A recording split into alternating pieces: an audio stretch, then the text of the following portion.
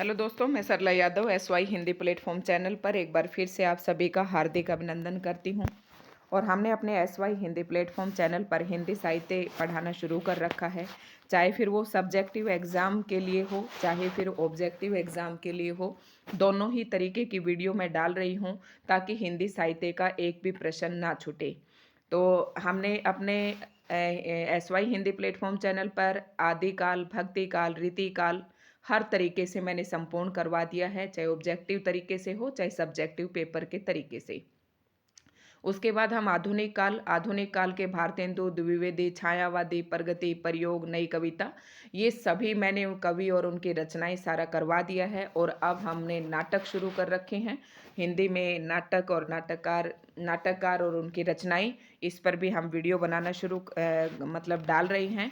और आज की इस वीडियो में हम पढ़ेंगे नई कविता की प्रमुख प्रवृत्तियां। ये भी एक प्रश्न आता है जो बच्चे BA, MA, BA ऑनर्स से हिंदी कर रहे हैं, या फिर MA में जो है, या सब्जेक्टिव पेपर में जहाँ पर भी, या असिस्टेंट प्रोफेसर की जो हरियाणा में वैकेंसी आने वाली है और जिसका सब्जेक्टिव एग्ज़ाम रिटर्न होने वाला है, उसके लिए आज की वीडियो बहुत ही महत्वपूर्ण है।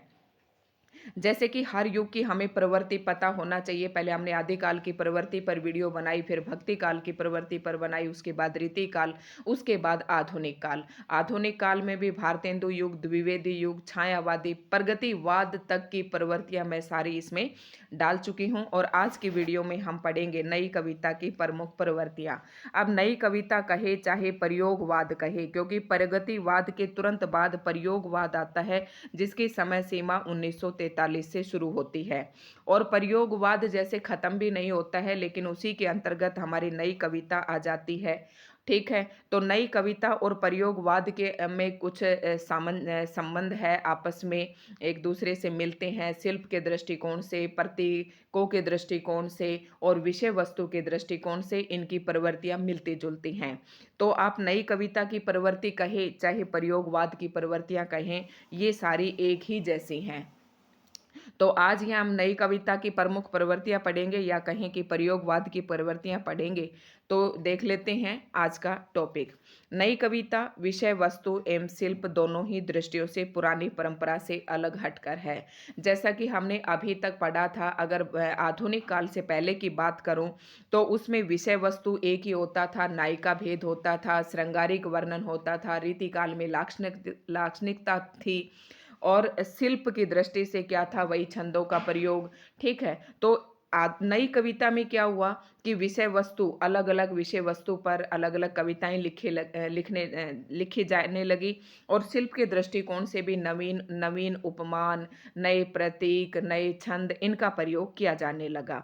विषय वस्तु की दृष्टि से जहाँ इसमें नवीनता, मुक्त यथार्थवाद, बौद्धिकता, क्षणवादी जीवन दर्शन एवं लघु मानव की प्रतिष्ठा की गई।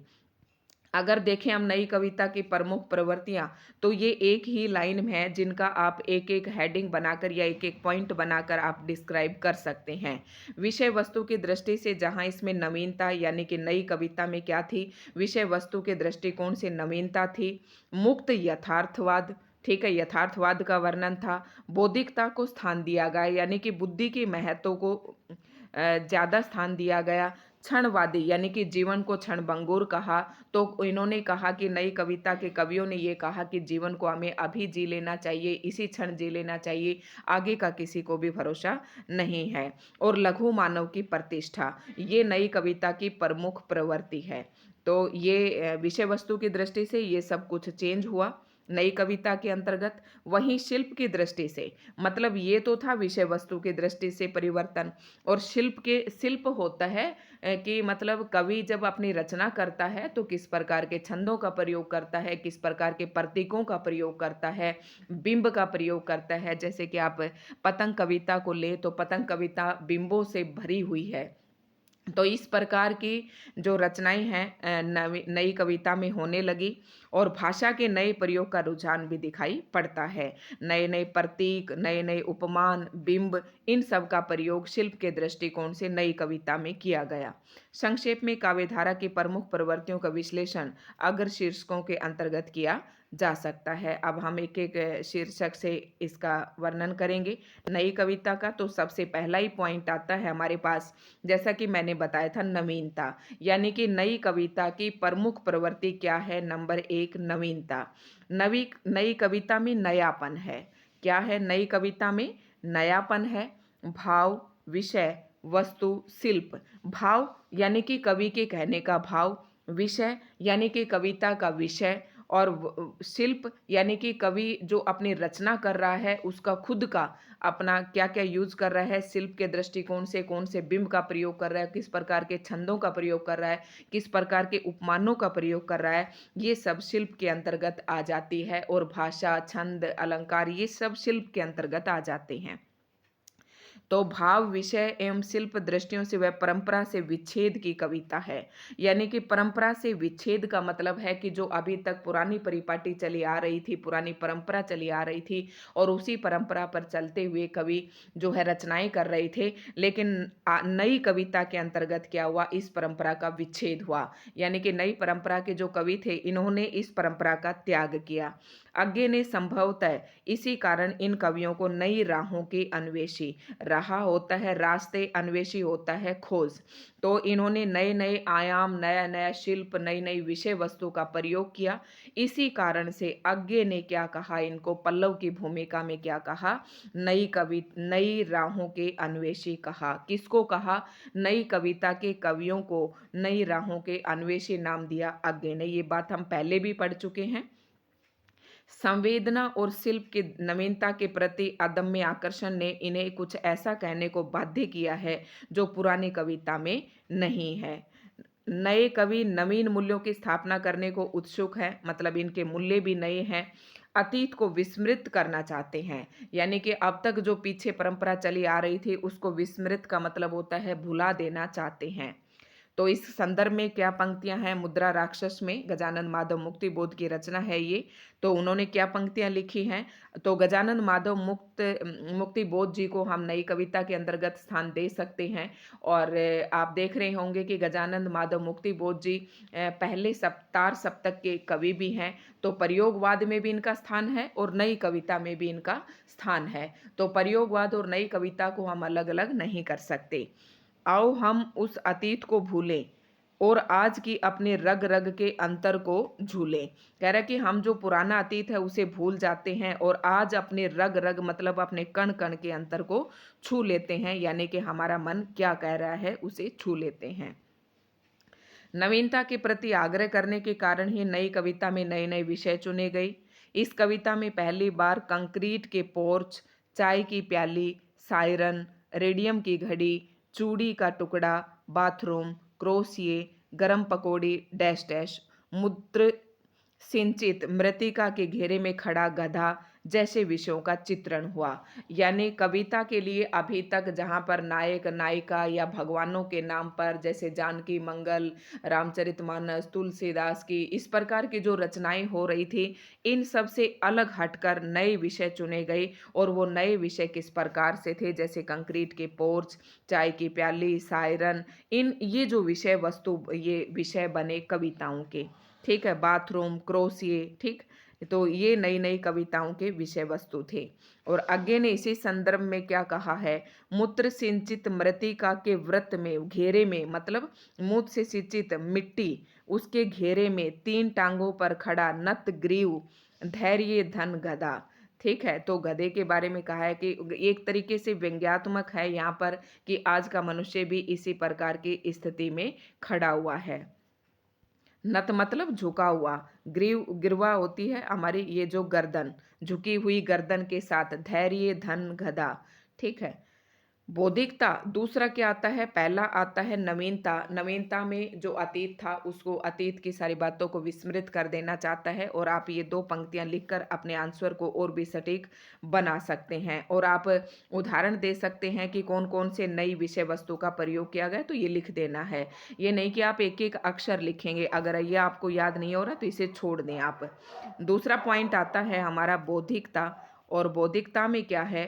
परंपरागत कविता में जहाँ भावना की प्रधानता है, यानी परंपरागत कविता मतलब जो अभी तक परंपरा के दृष्टिकोण से, यानी कि आदिकाल, भक्ति काल और रीतिकाल में जो कविताएं हो रही थी, उनमें भावना की प्रधानता है। वहीं नई कविता में बौद्धिकता को स्थान दिया गया है। बुद्धि से बौद्धिकता बनी है।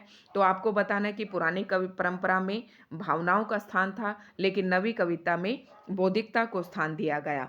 आज का कवि भावनाओं की कैद से छूटकर बुद्धि के दुर्ग में बैठकर शब्दों का ताना बोना बुनने में विश्वास करता है। देखो कितनी अच्छी बात कही है कि आज का जो कवि है वो भावनाओं की कैद से बाहर निकलकर बुद्धि के दुर्ग में किले पर खड़ा होकर बैठकर ताना बाना शब्दों का ताना बाना बुनने में विश्वास करता है।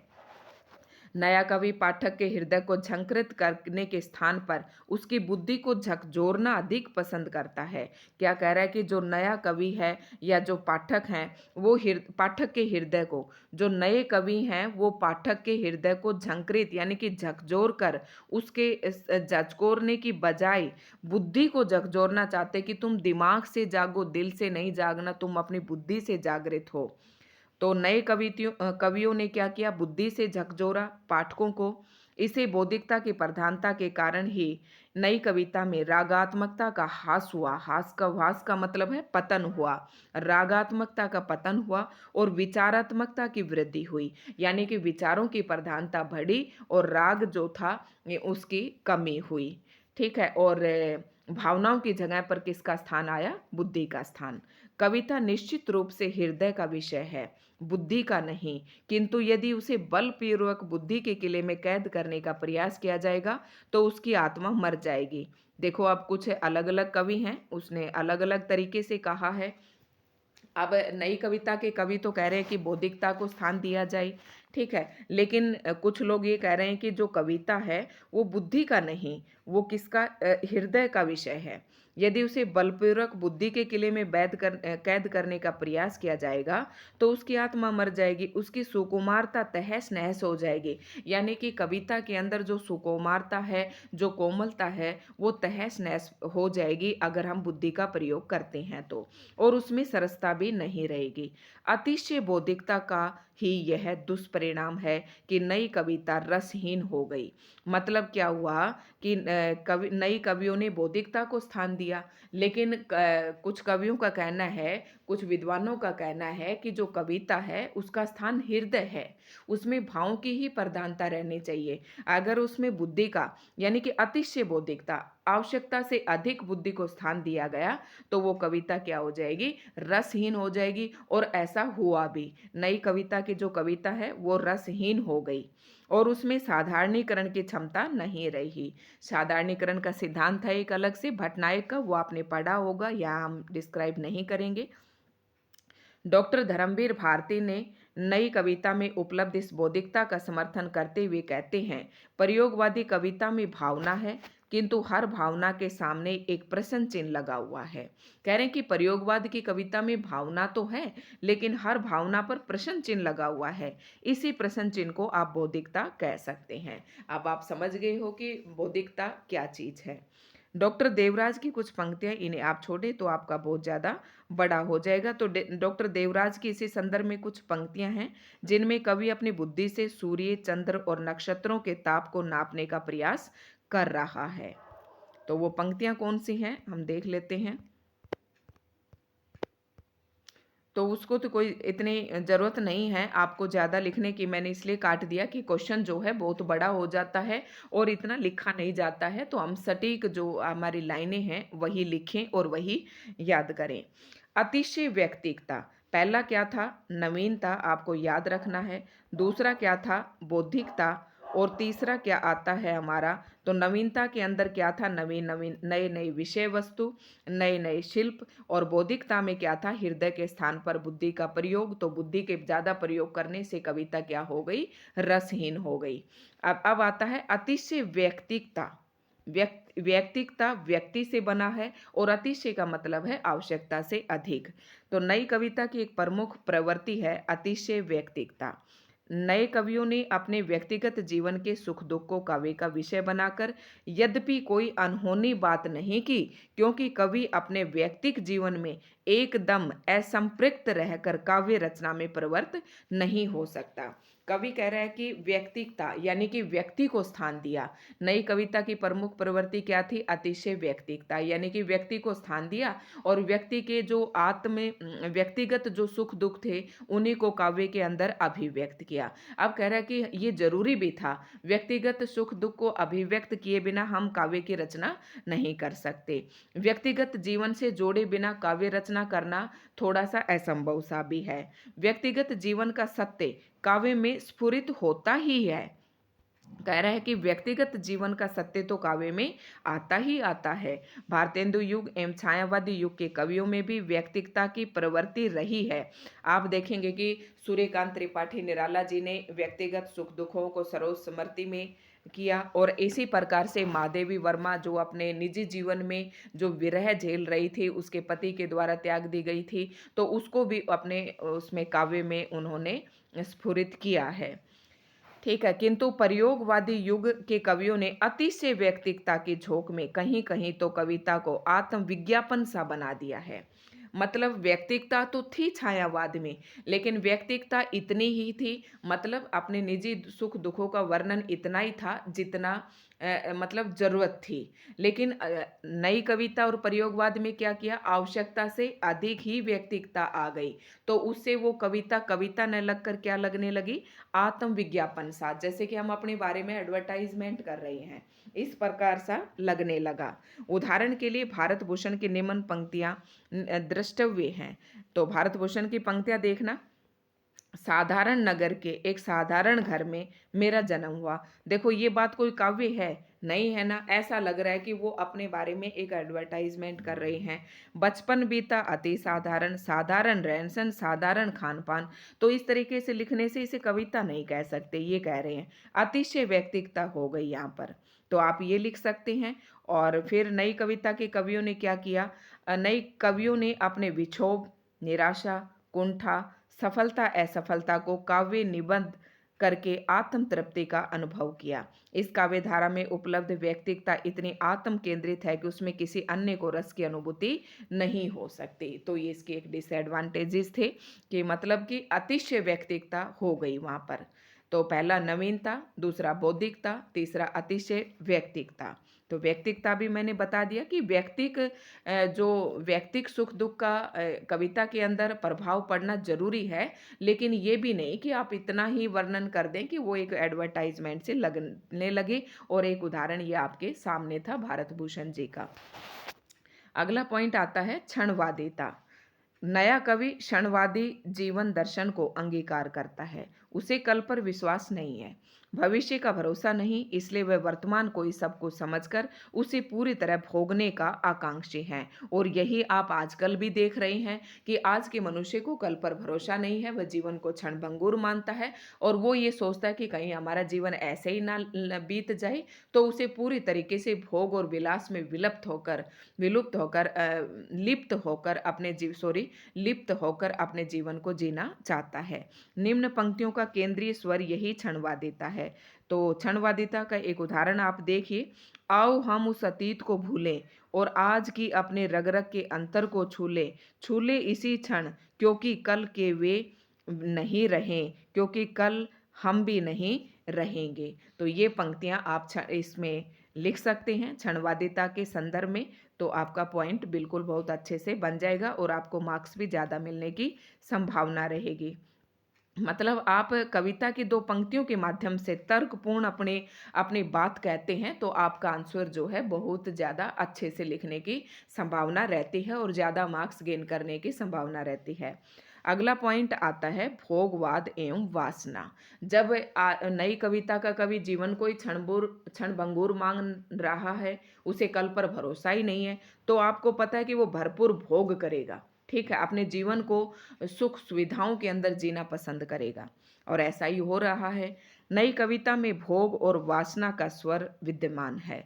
आज का कवि प्रत्येक क्षण को केंद्रित स्तर पर भोगने के लिए उत्सुक है। संभवतः इसी कारण नई कविता में दूषित मनोवृत्तियों का चित्रण अपने चरम सीमा पर पहुंच गया है। कहीं दूषित मनोवृत्तियां मतलब जो मनोवृत्तियां कवि को नहीं दर्शानी चाहिए अपने काव्य में, उस प्रकार की मनोवृत्तियां काव्य के अंदर आने लगी हैं। अब काव्य को तो पढ़ने वाला जो पाठक है वो हर वर्ग का होता है, तो ये इस तरह की मनोवृत्तियां नहीं आनी चाहिए थी। कहीं कहीं तो प्रतीकों के माध्यम से वासना को अभिव्यक्ति दी गई है। वासना आपको पता ही हो, काम भावना जो होती है वो वासना है, तो कहीं उसका स्पष्ट कथन है। उदाहरण के लिए अज्ञे ने सावन मेघ सावन कविता में प्रतीकों के माध्यम से अपनी बात कही है। जैसे कि उसने प्रतीक के माध्यम से कही है, डायरेक्ट बात न कहकर प्रतीकों के माध्यम से बात कही है। वासना के पंख में फैली हुई थी। वासना मतलब अवासना आपको पता ही है, काम भावना। पंख होता है कीचड़, धारित्री सत्य की निर्लज्ज नंगी और समर्पित। देखो इस तरह की ये पंक्तियां जो है पढ़ने में थोड़ी अच्छी नहीं लग रही हैं, तो इस तरह की पंक्तियों का प्रयोग किया गया है जिसमें दूषित मनोवृत्तियां आपको दर्शाई गई। आगे जी ने ये स्वीकार किया है कि आधुनिक युग का साधारण व्यक्ति सेक्स संबंधी वर्जनाओं से आक्रांत है। ये कुंठाएं काव्य के माध्यम से अभिव्यक्ति पाती हैं। उनकी एक अन्य कविता में भी वासना भी भूत पुरुष का दृश्य उपलब्ध है। आ मेरा श्वास है उत्तप्त। आप दूसरा उदाहरण और देख सकते हैं, धमनियों में उमड़ आई है लहू की धार, प्यार है अभिशप्त, तुम कहाँ हो नारी। ठीक है, तो ये काम वासना यहाँ पर स्पष्ट दिखाई दे रही है आगे जी की पंक्तियों में। तो निसंदेह नए कवियों ने कहीं कहीं तो कविता के नाम पर अश्लील टिप्पणियां मात्र की हैं, जो सभ्य समाज में पढ़े जाने योग्य नहीं है। ये पंक्तियां आप इसमें इस पॉइंट में लिख सकते हैं, भोग विलास वाले हेडिंग के अंतर्गत ये लिख सकते हैं, जो सभ्य समाज में पढ़े जाने योग्य नहीं है। शकुंतला माथुर की कुछ पंक्तियां इस संदर्भ में द्रष्टव्य हैं। देखो आगे के उदाहरण दे दिया, फिर शकुंतला माथुर का दे दिया। बढ़ रही है परिधि मेरे स्तनों की, हसरतें जवान है, आज कह दो इन उंगलियों से, पेश आए मुनासिब बेरहमी से। तो ये पंक्तियां देखो बिल्कुल अश्लीलता को यहाँ पर शो कर रही हैं, और शकुंतला माथुर की पंक्तियां हैं। यथार्थवादिता, नेक्स्ट इसकी प्रवृत्ति आती है यथार्थवादिता। नए कवि का दृष्टिकोण यथार्थवादी है। यथार्थवादी क्या होता है? यथार्थ के धरातल पर, बिल्कुल सत्य के धरातल पर, यानी कि समाज में जो जैसा देखा वैसा ही अपने काव्य में रचना कर देना। तो नए कवि का दृष्टिकोण यथार्थवादी है। जीवन को उसके वास्तविक रूप में प्रस्तुत करना नए कवि का उद्देश्य रहा है। यही कारण है कि नई कविता की विषय वस्तु प्रतीक, उपमान, भाषा आदि धरातल पर आधारित है। उपमान आप समझ गए होंगे। उपमान जैसे कि चरण कमल बंदो हरिराई, तो यह उपमान कहा गया है। जो चरण है उसे कमल के समान उपमान की संज्ञा दी गई है। मुख चंद्र, तो चंद्रमा के समान मुख, तो ये उपमान कहलाते हैं। ठीक है, सीधे सादे सरल शब्दों में सहज अभिव्यक्ति करते हुए इन कवियों ने अपने यथार्थवादी रुझान का ही परिचय दिया है। शरद देवड़ा की कविताओं की अग्रांकित पंक्तियां जीवन के एक यथार्थ चित्र को प्रस्तुत करती हैं। तो उनके संदर्भ में बस उसका आप उतना पॉइंट लिख सकते हैं, और ज़्यादा पंक्तियां बड़ी हो जाती हैं इसलिए मैंने उसको काट दिया है। आधुनिक युग बोध, अगला क्या आता है? आधुनिक युग बोध। एक तो क्या है, अभी तक आप सारे पॉइंट याद करते जाएंगे, नवीनता, बौद्धिकता, अतिशय व्यक्तिकता, भोग विलास और वासना। ठीक है, तो अब नेक्स्ट पॉइंट आता है आधुनिक युग बोध और यथार्थवाद। नेक्स्ट है नंबर 7 पर आधुनिक युग बोध, यानी कि आधुनिक युग बोध का भी वर्णन उन्होंने अपने काव्य में किया है। प्रयोगवादी कवियों ने आधुनिक मानव के जीवन में विद्यमान, यानी कि आज का जो मनुष्य है वो यातनाएं झेल रहा है, घुटन महसूस कर रहा है, संत्रास, कुंठा, द्वंद्व और निराशा को अपने काव्य का विषय बनाया है। इस कविता में ब्रह्मा की सत्ता के स्थान पर मानव की सत्ता की स्थापना हुई है। जैसे कि आपने पहले ही मैंने बताया था, लघु मानव की प्रतिष्ठा की गई है। तो ब्रह्मा के स्थान पर किसकी सत्ता बताई नई कविता में? मानव की सत्ता। अंधविश्वासों तथा रूढ़ियों का खंडन है। आधुनिक युग बोध, युग मतलब आधुनिक युग बोध, युग का मतलब जैसा हमारा समाज है उसमें जो प्रवृत्तियां विद्यमान है उसी का दर्शन इन्होंने अपने कविताओं में दर्शकों को करवाया, यानी कि पाठकों को करवाया। अंधविश्वासों तथा रूढ़ियों का खंडन किया तथा वर्जनाओं को नकारा गया। वर्तमान जीवन के कटु सत्य को ईमानदारी से व्यक्त किया गया और परंपरागत मूल्यों की नवीन संदर्भ में जांच परख की गई। आधुनिक युग बोध के परिणाम स्वरूप नई कविता में एक ओर तो जिजीविषा, जिजीविषा होती है जीने की इच्छा, मुखरित हुई, तो दूसरी ओर उसमें यथार्थवादिता एवं लघु मानव की प्रतिष्ठा भी हुई। जब मानव को ही लघु कहा है कि वो तो क्षणभंगुर है, थोड़ी सी जिंदगी है, तो जिजीविषा और ये दोनों विपरीत सी विचारधारा हो गई है यहाँ पर। इन कवियों की ये धारणा रही है कि क्यों न हम उसी यथार्थ को अभिव्यक्ति दें जिसे हम भोगते हैं, अनुभव करते हैं, अर्थात जिसे हम आत्मसात करते हैं। तो इन कवियों ने कहा कि हम ना तो जिजीविषा को ही दिखाएं और ना ही हम यथार्थवादिता को, हम जो आज हम भोग रहे हैं उसी यथार्थ को अभिव्यक्ति दें, जो हम आत्मसात कर रहे हैं यानी कि जो कुछ हम ग्रहण कर रहे हैं उसी को हम अपने काव्य में अभिव्यक्ति दें। तो ऐसा मानना था और ऐसी अभिव्यक्ति दी भी। किसने? नई कविता के कवियों ने। व्यापक जीवन की बड़ी बड़ी सैद्धांतिक बातें और तिक्तता के बड़े बड़े फलसफे कला के क्षेत्र में कोई महत्व नहीं रखते। दुख जीवन का कटु सत्य है, किंतु सत्य का मानव जीवन पर क्या प्रभाव पड़ता है इसे आगे जी ने बड़े सटीक शब्दों में व्यक्त किया है। देखो ये पंक्तियां बहुत ही महत्वपूर्ण है, आगे जी की वैसे भी पूछी जाती हैं कि दुख सबको मांसता है। ये पंक्तियां किस कवि की हैं? तो ये आगे जी की पंक्तियां हैं। और दुख सबको मांसता है और चाहे सबको मुक्ति देना वह न जाने कितने जिनको मांसता है। मतलब दुख सभी की जिंदगी में आता है, ऐसी बात नहीं है कि दुख किसी की जिंदगी में नहीं आता है। उन्हें ये सीख देता है कि सबको मुक्त रखे। ठीक है, तो ये पंक्तियां आप इसके अंतर्गत लिख सकते हैं। नेक्स्ट प्रवृत्ति रही है नई कविता की नेक्स्ट प्रवृत्ति है प्रेरणानुभूति। प्रेरणानुभूति यानी कि प्रणय की अनुभूति। आप इसको दो अक्षरों में तोड़ सकते हैं। प्रयोगवादी कवि ने प्रणय भावना का निरूपण अकुंठ रूप से किया है।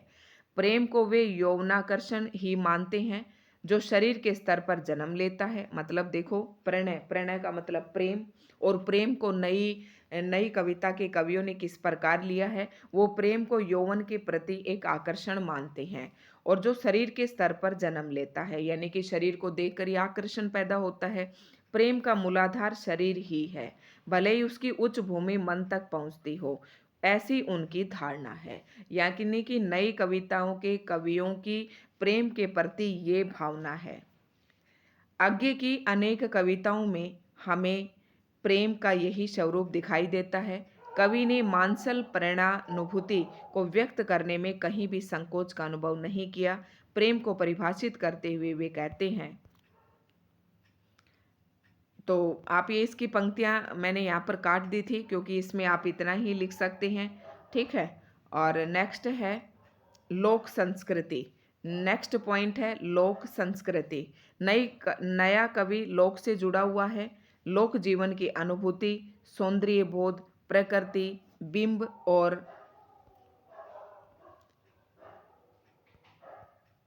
प्रतीक शब्द उपमान नई कविता में प्रचुरता से मिलते हैं। लोक संस्कृति यानी कि अपनी लोक संस्कृति का दर्शन नई कविता के कवियों में हमें देखने को मिलता है। आगे ने प्रकृति का सूक्ष्म निरीक्षण करते हुए इस प्रवृत्ति का परिचय दिया। तो इसमें लोक प्रवृत्ति के अंतर्गत आप ये दो चार पंक्तियां लिख सकते हैं।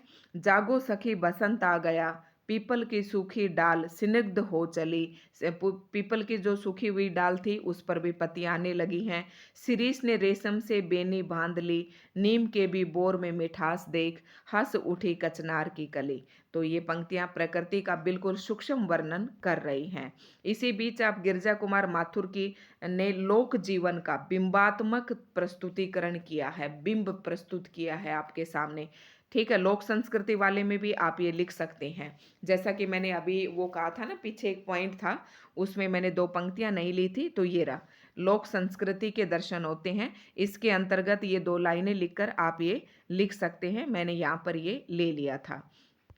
ठीक है, लोक संस्कृति का बिंब प्रस्तुत हुआ है, तो किन पंक्तियों में हुआ है? बीच पेड़ों की कटन में है पड़े 2 4 छप्पर, हड्डियां मचिया कठोते, लठ गुद्दड़ बैल बखर, राख गोबर चरी आंगन, लेजा रस्सी हल कुलाड़ी। देखो ये सारा वहाँ का लोक संस्कृति का वर्णन कर रहा है, तो आप ये 2 पंक्तियां लिख सकते हैं। नेक्स्ट आता है शिल्प विधान। नई कविता का शिल्प भी परंपरागत काव्य से भिन्न है। नए उपमान, नए प्रतीक और नए बिंबों के प्रति, तो शिल्प शिल्प के अंतर्गत देखो ये सारी चीजें आ जाती हैं। कवियों का विशेष मोह जान पड़ता है, पुराने प्रतीकों का जादू और उनकी अर्थवत्ता अब खत्म हो गई। ये सारी बातें मैं अभी तक बताती आई हूँ। अतः अब नए उपमानों की आवश्यकता है, ऐसी घोषणा अज्ञे जी ने कलंगी बजरे की नामक कविता में की है। देवता अब इन प्रतीकों के कर गए हैं कूच, कभी वासन अधिक घिसने से मुलम्बा छूट जाता है। तो ये 2 पंक्तियां आप लिख सकते हैं। नेक्स्ट है, तो संक्षेप में हम इनका एक बार देख लेते हैं क्या था। संक्षेप में कहा जा सकता है कि नई कविता हिंदी काव्य के विकास का एक महत्वपूर्ण सोपान है। इसकी उपलब्धियां महत्वपूर्ण हैं, क्योंकि आपको जब आपके एग्जाम में कविता की, नई कविता की प्रमुख प्रवृत्तियां आती हैं, तो आप थोड़ा सा नई कविता के बारे में बताएंगे, फिर सारे पॉइंट डिस्क्राइब करेंगे और उसके बाद संक्षेप में लिखना, 2 4 लाइनें लिखना बहुत जरूरी होता है। किंतु नई कविता के नाम पर उजुल फुलुल शब्दों को एकत्र कर देना और उसे इतना दुरह बना देना कि बात ही समझ में न आवे, किसी प्रकार से लागे नहीं है। अति बौद्धिकता, छंदहीनता, अश्लीलता, मुक्त यौवन चित्रण को नई कविता का दोष ही कहा जाएगा। यानी कि अभी तक जो हमने प्रवृत्तियां पढ़ी हैं, उनके आधार पर हम ये निष्कर्ष निकाल सकते हैं संक्षिप्त रूप से कि अतिशय बौद्धिकता, छंदहीनता, अश्लीलता, मुक्त यौवन चित्र क्या है, नई कविता का दोष ही कहा जाएगा। काव्य रुचि का इतना विकृत हो जाना कि वह यौन वासनाओं के नग्न चित्रण, कुंठाओं की अभिव्यक्ति, निराशा एवं अश्लीलता की भोंडी एवं अस्वस्थ दर्शावली तक सीमित रह जावे, किसी भी साहित्य की उपलब्धि नहीं कही जा सकती। कुल मिलाकर नई कविता हिंदी काव्य के विकास में अपना महत्वपूर्ण योगदान करती दिखाई पड़ती है। तो ये था हमारा आज का पॉइंट, नई कविता की प्रवृत्तियां या प्रयोगवाद की प्रवृत्ति कही आप। तो दोस्तों, आपको हमारी आज की वीडियो कैसी लगी? अगर वीडियो आपको अच्छी लगी है तो लाइक एंड शेयर करें, और अगर आप चाहते हैं कि किसी भी परीक्षा के लिए हम हिंदी साहित्य पढ़ना चाहते हैं, चाहे वो यूजीसी नेट के लिए हो, एस्टेट के लिए हो, या किसी भी प्रतियोगी परीक्षा के लिए, तो आप हमारे SY हिंदी प्लेटफॉर्म चैनल को सब्सक्राइब कर सकते हैं।